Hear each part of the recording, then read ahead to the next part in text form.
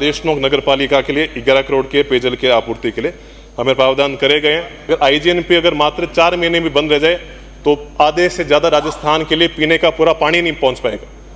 हम 3 नहरों के पानी को संचय करके हम लाखों हेक्टेयर भूमि को सिंचित करेंगे। इस सरकार के अंदर जो भ्रष्टाचार हुआ उसके कारण से ये जो धरातल पर उसका स्वरूप उतरना चाहिए था, नहीं उतर पाए।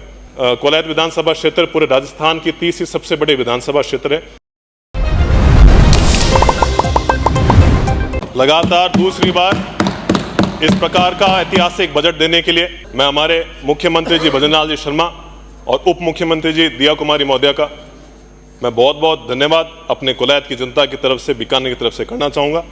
साथ ही राजस्थान के पहले ग्रीन बजट के लिए भी मैं उन सभी को बधाई देना चाहूँगा। सभापति महोदय, 2030 तक राजस्थान राज्य की अर्थव्यवस्था को $350 बिलियन की अर्थव्यवस्था बनाने हेतु हम लगातार अग्रसर हैं।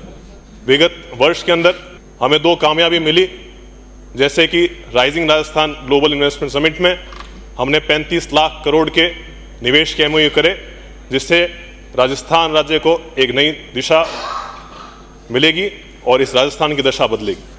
साथ ही साल राम जल सेतु लिंक परियोजना के तहत हम 3 नहरों के पानी को संचय करके हम लाखों हेक्टेयर भूमि को सिंचित करेंगे। साथ ही साथ 1/3 राजस्थान की जनता को स्वच्छ पेयजल से हम आपूर्ति प्रदान करेंगे। मुझे अच्छी तरह से याद है, आज से तकरीबन 8 महीने पूर्व इसी विधानसभा में चलते सत्र के अंदर जब राजस्थान का जो पहला बजट था इस सरकार का आया, जब हमको ये बात कही गई कि आपके जो चुनावी बजट की घोषणा है ये सारी धरातल पर नहीं उतरेगी और मात्र ये चुनावी बजट ही रहेगा। परंतु मुझे आज बड़ी इस बात का गर्व होता है, बड़ी खुशी होती है कि उन चुनावी घोषणाओं में जो हमारे घोषणा पत्र में 58% मांगे, वो साथ ही साथ बजट घोषणा की 75% मांगे आज धरातल पर उतरती नजर आ रही है। अगर मैं अपने कोलायत विधानसभा क्षेत्र की बात करूं तो वहां पर हमें 132 kV GSS गोकुल का काम चालू हो चुका है। बुरासर रोड है, वहां पर भी काम चालू हो चुका है। SDH कोलायत का टेंडर होकर काम चालू हो चुका है। SDH बज्जू का भी काम प्रगति पर चल रहा है, जमीन का टेंडर प्रक्रिया चल रही है। 320 करोड़ की जो नहरों का कार्य था वो भी टेंडर प्रक्रिया से चालू हो चुका है और सिरामिक्स पार्क्स का भी काम चालू हो चुका है।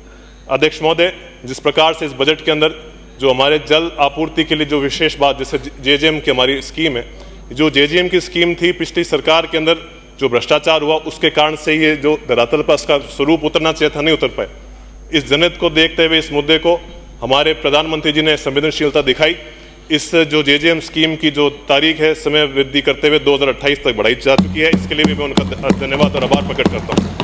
हमारे काफ़ी लंबे समय से मांग थी, जिस प्रकार से ट्राइबल एरिया डेवलपमेंट प्रोजेक्ट है और साथ ही साथ ब्रज क्षेत्र के लिए एक अलग से फंड आया करता था, तो हमारा जो सीमांत क्षेत्र है उसकी भी मुख्य मांग थी कि वहाँ पर भी विकास कार्य बाधित हो रहे हैं और जो हमारा लक्ष्योदय का अंत्योदय का जो हमारा सिद्धांत था उस पर हम अमल करते हुए जो हमारा लक्ष्य अंत्योदय, प्रण अंत्योदय, पंथ अंत्योदय की जो हमने बात कही वो आज हमने धरातल पर उतारी। हमने आज मुख्यमंत्री थार सीमा क्षेत्र विकास कार्यक्रम के तहत हमने 150 करोड़ का हमने वित्तीय प्रावधान करे हैं। साथ ही साथ जितनी भी नॉन पैचेबल मरुस्थली में जितनी भी रोडें हैं उनके लिए भी 15-15 करोड़ रुपए दिए हैं और राजस्थान में रोजगार नीति 2025 के तहत 1.25 लाख युवाओं को हम सरकारी नौकरियां प्रदान करेंगे। साथ ही निजी क्षेत्र में 1.5 लाख युवाओं को रोजगार देंगे। इस प्रकार से पर्यावरण, कृषि, सिंचाई, शिक्षा, चिकित्सा, इन तमाम क्षेत्रों पर सरकार ने खुद का मुख्य फोकस रखा है और साथ ही साथ हमने जितने भी खुद के विधानसभा क्षेत्र की मांग रखी उससे सवाई सरकार ने दिया हमको।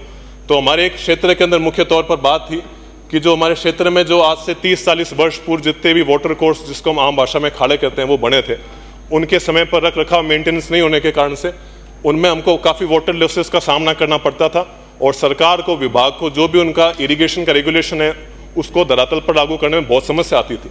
इस बार सरकार ने बरसलपुर शाखा नहर प्रणाली के ऊपर उसके जितने भी 72,246 हेक्टेयर भूमि के अंदर जितने भी चक है उन सभी चकों के जितने भी खाड़ों के जीर्णोद्धार के लिए 250 करोड़ की वित्तीय स्वीकृति प्रदान करिए और साथ ही साथ जो हमारे 961 RD से लेके 1050 RD इंदिरा गांधी नहर परियोजना के उसके अंदर भी जितनी चाणवाला शाखा, आपकी बिकमपुर ब्रांच, आपके गोगड़ियाला मैनर, इनके लिए भी 150 करोड़ की सरकार ने वित्तीय सुविधा प्रदान करी है।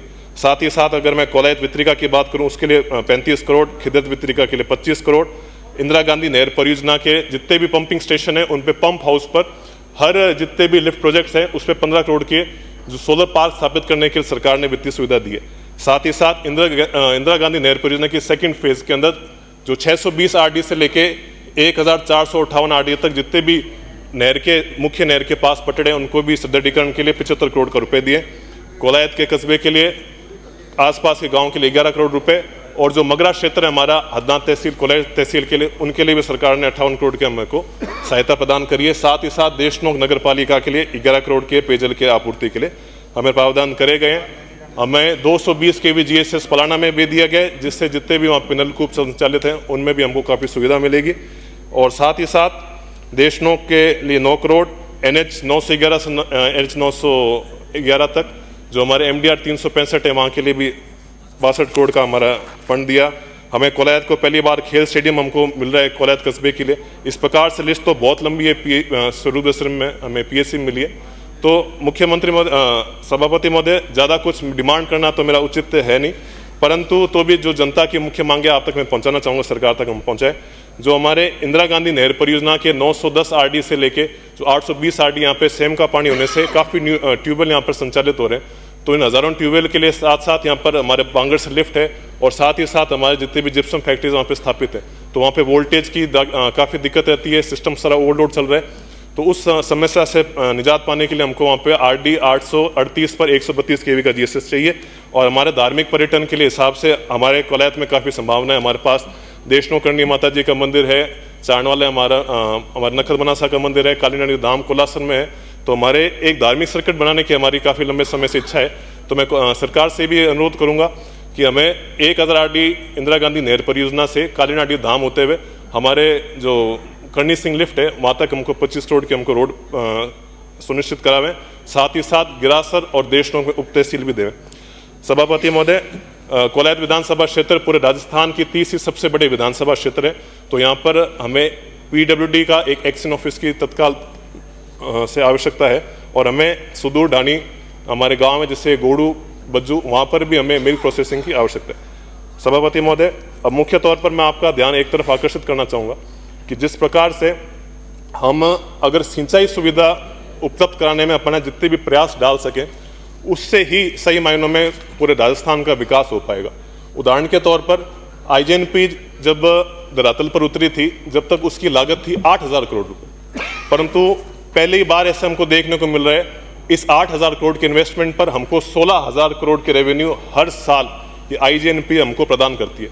IJNP के अंदर 37 लाख टन का खाद्यान्न, 3 लाख टन की कमर्शियल क्रॉप, 60 लाख टन का चारा व 3100 करोड़ की हमें आपके मत्स्य में हमको इस राजस्थान की अर्थव्यवस्था में योगदान मिलता है। अगर हम सिंचाई सुविधा को विकसित करेंगे तो न सिर्फ आधारभूत सुविधा, साथ ही साथ व्यापार बढ़ेगा, कृषि उत्पादन बढ़ेगा, पशुपालन बढ़ेगा, पेयजल आपूर्ति होगी, जिससे सही मायनों में राजस्थान का विकास होगा, जिससे न सिर्फ वहाँ के क्षेत्रवासियों का जीवन स्तर बदलेगा, रिश्तेदारी में खान पान में भी सुधार आएगा। सभापति महोदय, जितने भी हमारे इरिगेशन की फैसिलिटीज़ है आज हम उस पर इतने आश्रित हो चुके हैं। अगर IJNP अगर मात्र 4 महीने में बंद रह जाए तो आधे से ज़्यादा राजस्थान के लिए पीने का पूरा पानी नहीं पहुँच पाएगा। तो इसको हमको दूर करने के लिए जितना भी हमारा जो बरसाती पानी है, जो भी हमारा एक्सेस रेन वाटर है, उसको हम हार्वेस्ट करें, उसको हम संरक्षित करें, और उस पानी का संचय करके हम हमारी जितनी भी जन कल्याणकारी योजना है उन पर हमको विशेष तौर पर ध्यान देना चाहिए। सभापति महोदय, मेरा एक आपसे ये भी अनुरोध है कि गांव के अंदर जो भी हमारा दूध, अनाज, फल सब्जी और कैश क्रॉप का उत्पादन होता है, उसका सही तरह से भंडारण, storage, processing, cold storage, packaging और मार्केटिंग और ऋण की सही व्यवस्था नहीं होने के कारण से जितने भी हमारे किसान हैं उनको खुद के चौथाई रेट के अंदर खुद के जितना भी उत्पादन है उनको बिचौलियों को और उनके जितने भी प्राइवेट प्लेयर्स हैं उनको देना पड़ता है। तो जो हमारा एक लक्ष्य है कि हमारे जितने भी किसान हैं उनकी आय दोगुनी करने का हमारा लक्ष्य है, तो उसमें कहीं ना कहीं ये दिक्कत आ रही है।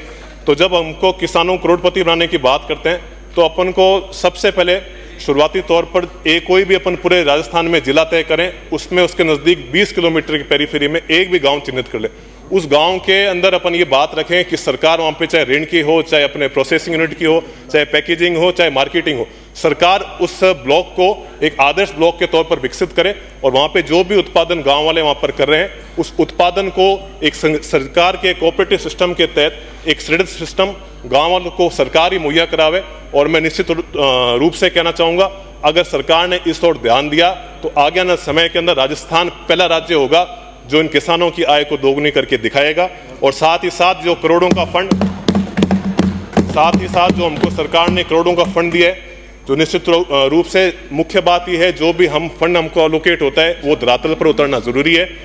हम सरकार से ये अनुरोध करेंगे कि एक ऐसी इम्प्लीमेंटिंग कमेटी बने जो इस बजट घोषणाओं को धरातल पर उतारे, क्योंकि विगत सरकार के अंदर लगातार देखते हैं सरकार के अंदर इस प्रकार के पिछली बार भ्रष्टाचार हुआ।